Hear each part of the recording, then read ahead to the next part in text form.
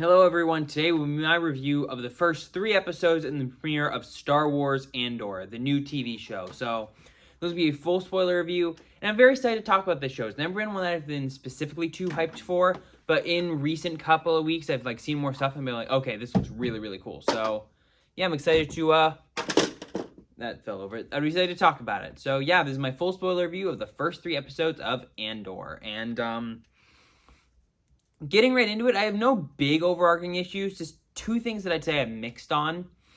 One, they're kind of both related. It's just the fact that the episodes are such a slow burn.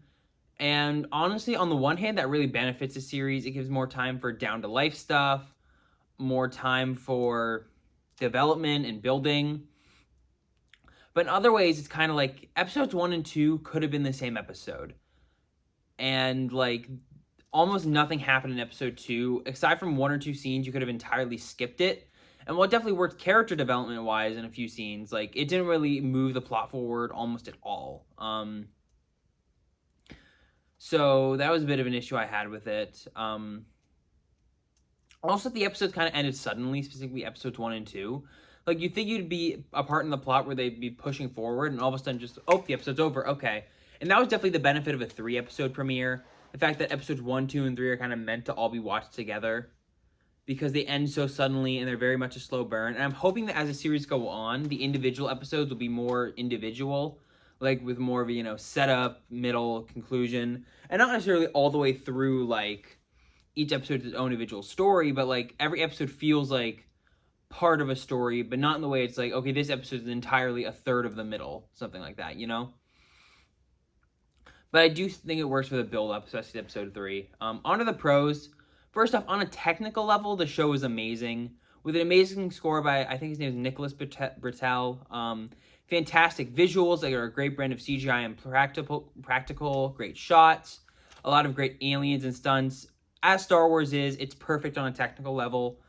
And like I was saying earlier, I love the grounded life stuff. I mean, sometimes it's cool just to see the nightly routines of people living in a town on this random planet. It's cool to see Imperial workers eating space ramen on their job, people having a date, getting together at night, drinking coffee in the morning, people running a shop. Just little things like that in Star Wars I loved so much and just expanded the universe so well.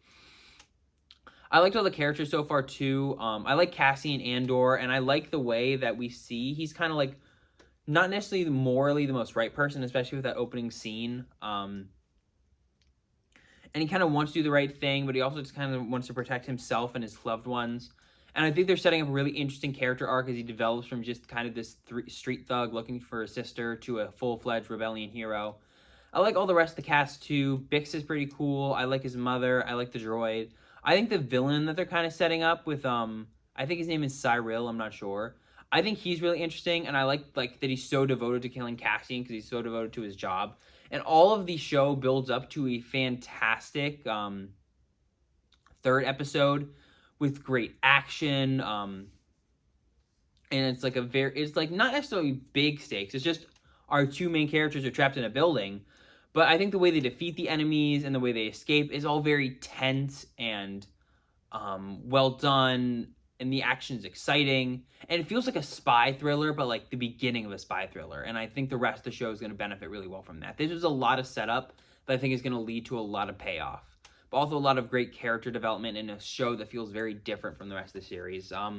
But from the opening scene to the end of the last episode, I thought the premiere worked really well. Definitely very slow. Some episodes maybe could have been combined, but it works great on a technical level, on a character level, on a music and action level, and I'm hoping that the show does speed up a little bit as the season goes on, but otherwise I do hope it sticks exactly like this with its character development and its music and its build-up. So I would give the first 3 episodes of Andor an 8.5 out of 10. So also I like Stellan Skarsgård as Luther. Yeah, 8.5 out of 10. I hope you guys like the video. Only one more video left before my big 200th video coming up soon, so I hope you guys stick around for that, and I'll see you all soon. Bye for now.